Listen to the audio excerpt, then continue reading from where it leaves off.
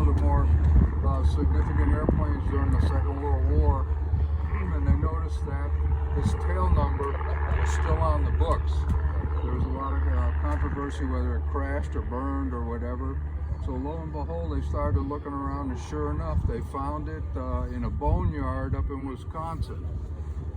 The boneyard that it was in, the company, what its business was, they bought up a whole bunch of C-47s. They would take the engines off, put turboprops on it, cut the fuselage, put a plug in the fuselage to make it longer, and change the tail, since this tail was designed to tow gliders. It was pretty close to the company was pretty close to making a decision whether they were going to do that to this airplane, or if the condition that it was in, it wouldn't be profitable to them, they were going to cut it up and use it for parts. The Commemorative Air Force found out about the airplane and we bought it.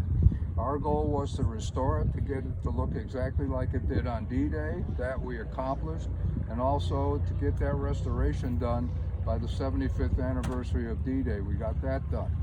So we flew the airplane back across the Atlantic just like they did during the Second World War. And actually, 75 years later, over Normandy, people jumped out of this airplane again. So we met that goal. As far as where the name came from, Lieutenant Colonel Donaldson, who was on this airplane, he was basically the mission commander for the whole thing. Why they picked him was he had a lot of C-47 experience. And also, he was somewhat familiar with France because he had flown over that area. He wanted to send Adolf Hitler a message. So what he had painted on the side of the airplane was, "That's all, brother." So that's where that name came from. The airplane was built in March in Oklahoma City. In April, it went across the Atlantic. And since it was designated to be one of the lead aircraft, they had to do some modifications or some improvements in the airplane to enhance the navigation. They did three things to do that. They put three systems on the airplane. The first one was called the G system, which is GEE, which had nothing to do with General Electric. What that was, the British had radio beacons, transmitters along the British coast. After takeoff, the navigator could tune these transmitters in, get a line of position, and that told him how far away from England he was. There were two problems with that. First one, over France, it was only accurate within about a mile. The second one was the Germans knew about that system and they could jam it. The next thing they put on the airplane was called a Rebecca Eureka system. And you can see it was two parts. One part was supposed to be on the ground. The other part was on the airplane. You can see there's an antenna on the co-pilot's window, and on the other side of the airplane, there's that same antenna on the pilot's side. How the system worked was, before the whole major wave came across, pathfinders jumped into the drop area. Actually, they jumped in at a couple of minutes after midnight on D-Day. And what their mission was to mark the drop zones. They operated in twos. When they jumped out, one guy had a big battery on his back, the other guy had a transmitter and an antenna. So they'd find the drop zone and set this up. The problem with that is, obvious. I mean, you're behind enemy territory and so on. Your first objective is to remain alive. So and not all the transmitters worked the way they were. So not all the drop zones were accurately marked. The second part of the system was on the airplane. When they got within about what they thought was 15 or 20 miles of the drop zone, they turned the system on the airplane on. It would interrogate the transmitter on the ground. That would send a signal back to the airplane. The navigator had a scope, and he got two vertical lines on the scope.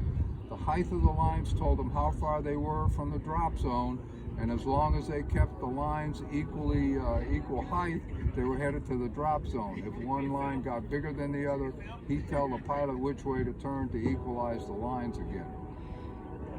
The last system that they put on, the other problem with that was when they got within about 2 miles or so of the drop zone, it became inaccurate because the technology in those days, it couldn't interpret the signals fast enough to display it on the scope. The last system they put on the airplane was called the C-47 radar. That was the only system actually that was self-contained within the airplane and didn't depend upon anything going on outside the airplane to make it work. That system gave them land-water contrast, and it could paint big cities. I mean, it was an early version of radar, so it wasn't highly sophisticated. Where that actually helped them when they made the turn toward the French coast, they could get an outline of the French coast and make course corrections to make sure they crossed the coastline where they should. The one drawback of that was the radar happened to weigh 600 pounds. So this airplane couldn't carry a full contingent of paratroopers. It only carried about 12. We know some of the names of the people that jumped out of it because since this was the first airplane, some of the commanders were in there and they wanted to be on the ground first. A normal stick of they call it a stick, a normal contingent of paratroopers jumping out is around 18. And why I say around, because it depended upon the amount of equipment that they had with it. As far as the stripes are concerned, earlier during the war when they invaded Italy, we ended up shooting down some of our own airplanes because of the confusion as to who was who. Eisenhower said we're not going to do that again. So in March, he decided that they were going to paint these black and white stripes on the airplane. They're called invasion stripes. However, he didn't want the Germans to know what was going on, so he waited until 3 days prior to D-Day and then gave the order to paint the airplanes. Well, they had thousands of airplanes to paint in 3 days. So they grabbed anything they could, mops, brooms, rags, paintbrushes, bought up all the black and white paint they could find in England and started painting airplanes. That's why when you look at the airplane, the lines aren't nice and straight. They didn't have time to tape it or anything like that. They just put the paint on the airplane.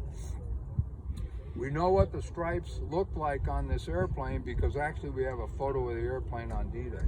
And that's what this is right here. There's the same tail number. This is about a little bit before 10 o'clock in the evening, before D-Day, and this is the 101st boarding the airplane. So we know the airplane obviously was there. This little piece right here that you see, and you'll see it on the other side when you walk up the door, to make sure that the paratroopers got on the right airplane, the paratroopers knew their drop zone and the code associated with that.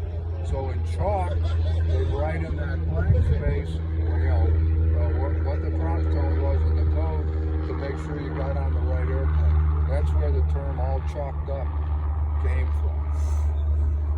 Obviously, you get on the wrong airplane, you go the wrong place. As far as the crew, we know who the crew was. We have a record of that and everything. And this is a picture of the crew on D-Day. That's Lieutenant Colonel Donaldson right there. And notice what this guy has in his hand.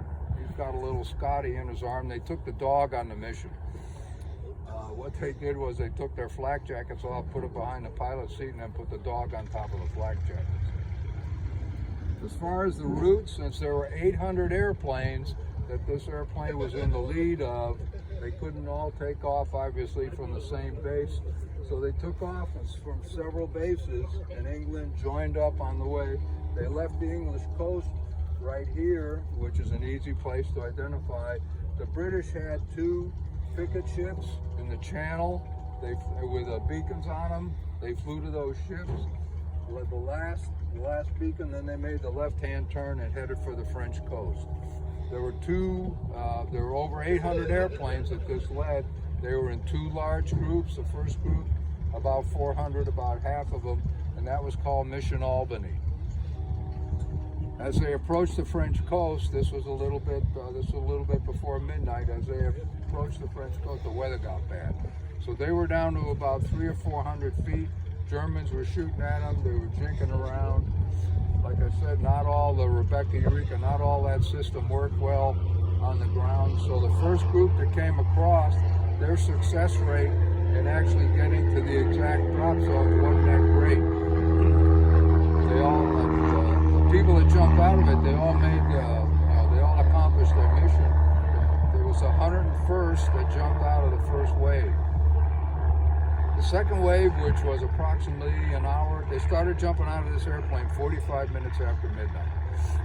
The second wave, which was about an hour behind them, because the first wave had to clear the drop zone before the second wave came across, was the 82nd Airborne Division. They had better success rates because by then the weather had improved. So they were up higher and they had more visual cues where the ground was concerned. We think this, or we're pretty certain this airplane flew 2 missions that day. The first mission obviously in the lead of those 800 airplanes. The second mission, and we don't have exact records, but it possibly towed a glider, and they towed what they call wacko gliders, and that's what the glider looked like. The British also had a glider, however theirs was a little bit bigger. Overall, there were over 13,000 paratroopers that the whole 800 airplanes that they dropped behind German lines. And their mission was they had to secure the exits off of the beaches to make sure we could get our guys off the beaches, and also secure the area, the critical transportation points behind the beaches, bridges, intersection roads, and stuff like that, and also to make sure that the Germans couldn't reinforce the guys along the beachhead. Okay, that's about. Anybody got any questions? Very interesting. Okay.